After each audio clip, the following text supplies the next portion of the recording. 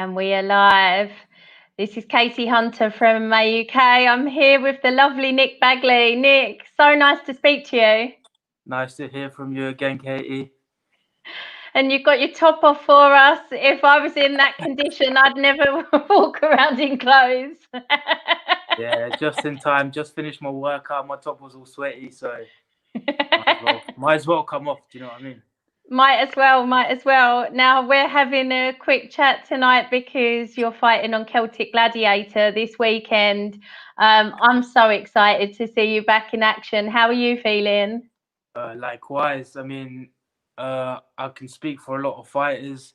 We've been on the shelf for a very long time due to this virus going around and lockdowns and all this craziness happening in the world right now. So I'm just excited to get back out there and do what I basically live for.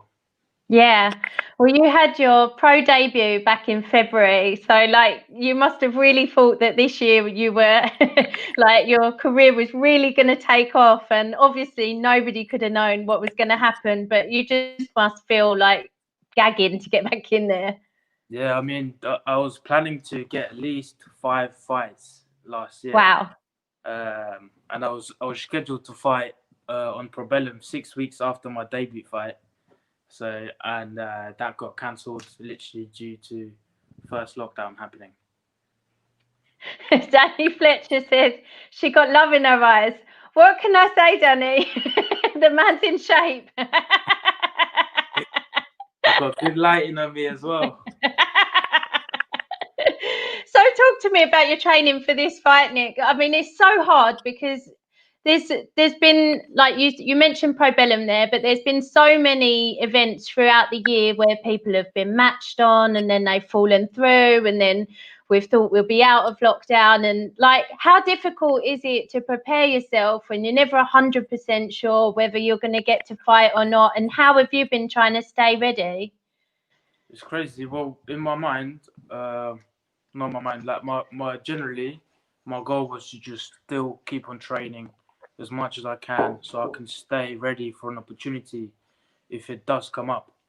So, and like now, I've got this opportunity, so I'm ready to hop in. I'm already in Yeah. shape, close to weight. I don't need to, do you know what I mean? Like, I always try to stay as active as I can. I don't just like, it wasn't a case of like, lockdown happened, so that's it. I'm just not going to do anything, not train. I still find ways around it, do all the training I can, and basically just stay as ready as I can. Because, Yeah. do you know what I mean? It's like how a lot of fighters even got to fight in the UFC. They just got signed on short notice. So it's yeah. Like Dana White said, fighting is not a career; it's an opportunity, and you must stay ready for your opportunities. Yeah, no, I agree with that. And Celtic Gladiator is a great show. I love the guys there. I love the matchups they put on.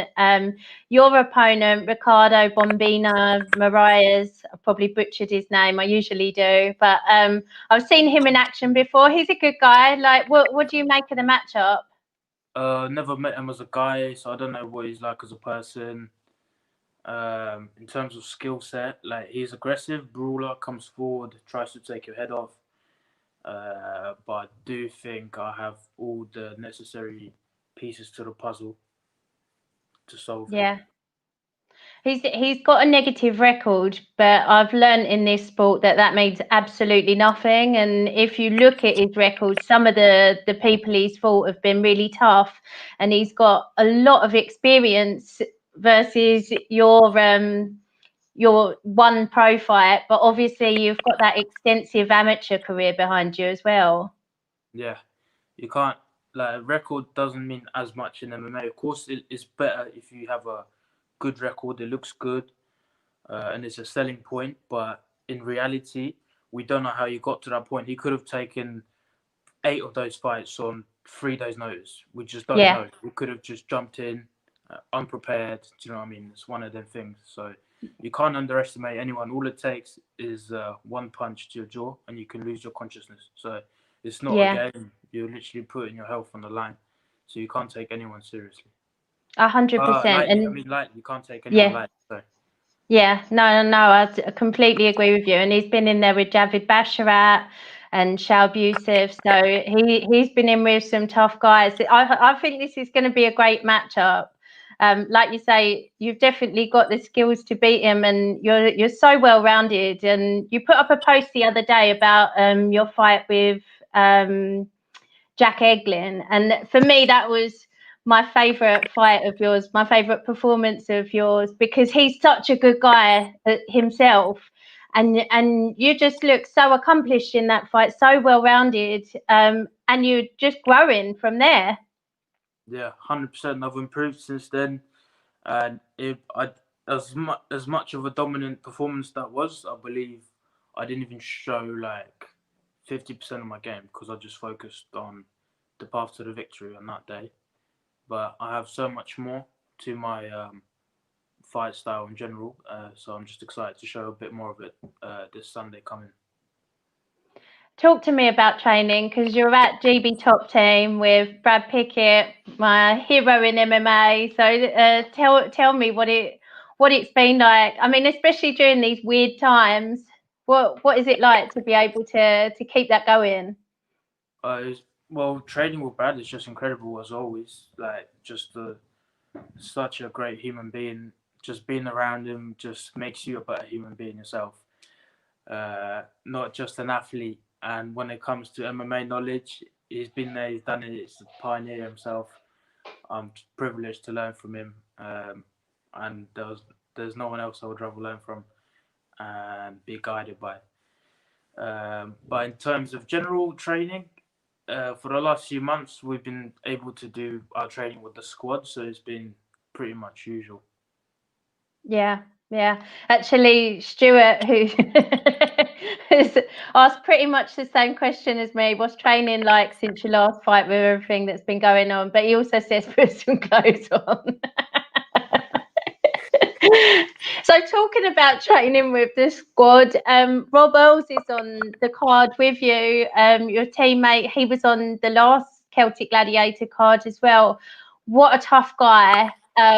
He, his last fight, he was doing really well. He obviously got caught by that triangle choke, but just so tough. Didn't tap. Just I was really impressed by him before that as well. What do you think of his matchup for this Celtic Gladiator card? I love Rob. Yeah, such a tough guy. Always positive energy around him. It's one of them guys you want to have close to you as well. And yeah, to be honest, I haven't actually looked into his opponent, so I don't know. I can't really speak on that. But in terms of, I just know Rob's going to bring it, and it's going to be a tough night for whoever he's facing. Yeah, I think so too. And you smile every time you talk about your teammates, and I love it. And I love all the guys at GB Top Team do this. There's such a great camaraderie between you. I wanted to ask you about somebody else there who's just had an amazing performance recently, and that's Wesley Meyer. He really stole the show at Cage Warriors against Adam Wilson, who'd had a magnificent performance himself before that against Scott Malone. So what's next for Wesley? How close to a title shot is he for the Trilogy 2? He's up there. I mean, he just signed a multi-fight contract with Cage Warriors, and like I said, talking about opportunities, that's literally what he did. He jumped on his opportunity that he had. He got offered a fight on less than 3 weeks' notice. I think it was like 2.5 weeks' notice.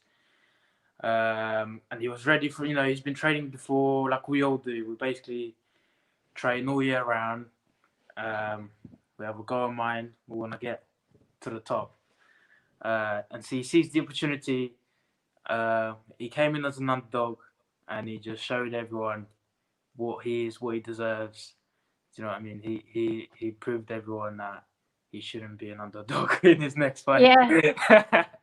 With the fight before that, well, I think it was the fight before that, at Pro Bellum as well. He just looked amazing, and he's a beautiful fighter. Who, to me, like anybody who thinks that MMA is just like savage and brutal should watch somebody like Wesley fight, because it's like poetry almost.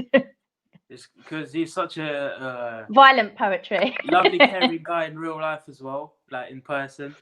But man, I would not want to fight that guy. When he's across from you from the cage and he's staring you down with his min mug. Oh my god! And I've felt his shots before in training many times. I would not want to feel that on fight day.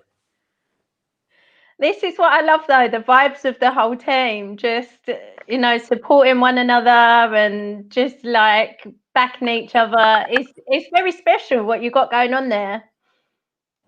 Yeah, 100%. I feel like it's important to have that bond because you help each other grow and improve.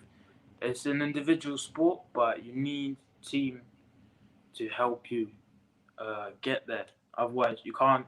Otherwise, you'll be an independent fighter, and Yeah. you're not gonna get very far. You need people pushing you, making you better, helping you, sharing knowledge with you, and just being there for you when you need them.